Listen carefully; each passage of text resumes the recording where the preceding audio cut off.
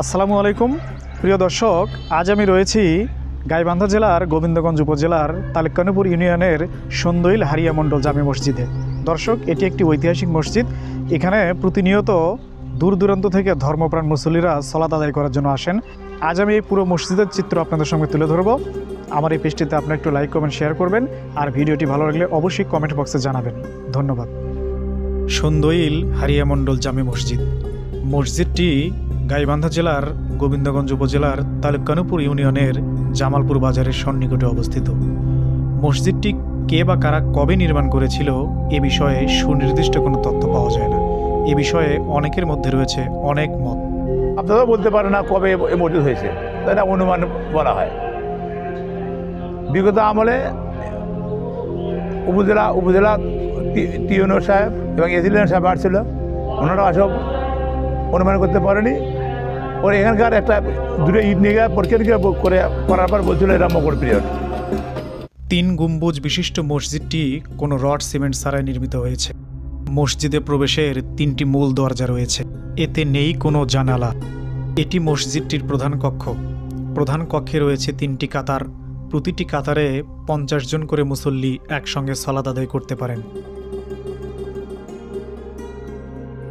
মুসল্লিদের সংখ্যা বেড়ে যাওয়ার কারণে নির্মাণ করা হয়েছে সুপ্রশস্ত বারান্দা, বসানো হয়েছে আধুনিক টাইলস, লাগানো হয়েছে বৈদ্যুতিক পাখা, যেখানে একসঙ্গে প্রায় 5 শতাধিক মুসল্লি সালাত আদায় করতে পারেন।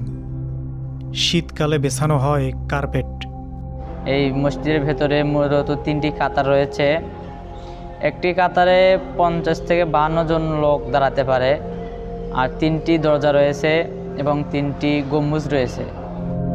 মসজিদের পাশেই রয়েছে একটি কূপ।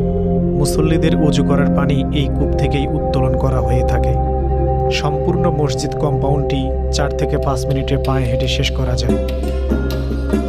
মসজিদটির উত্তর পূর্ব কোণে রয়েছে একটি ওযুখানা, যেখান থেকে মুসল্লিরা সালাতের ওযু করে থাকেন।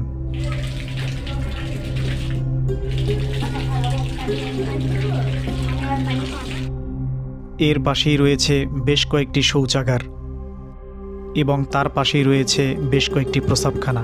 প্রতিদিন সহস্র মুসল্লি এই মসজিদে সালাত আদায় করে থাকেন।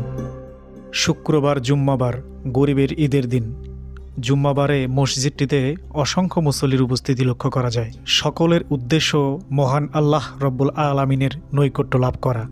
আমি আসছি নাকাট থেকে। মাঝে মাঝে কি আসেন? হ্যাঁ, মাঝে মাঝে আমি জায়গায় আসি।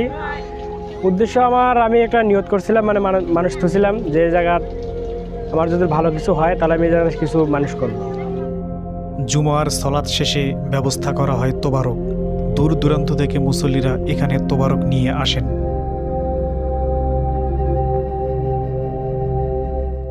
মসজিদটিতে রয়েছে একটি হেফজোখানা।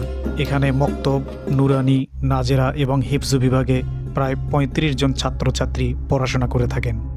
হিফজ বিভাগের জন্য কর্মরত রয়েছে 2 জন হাফেজ।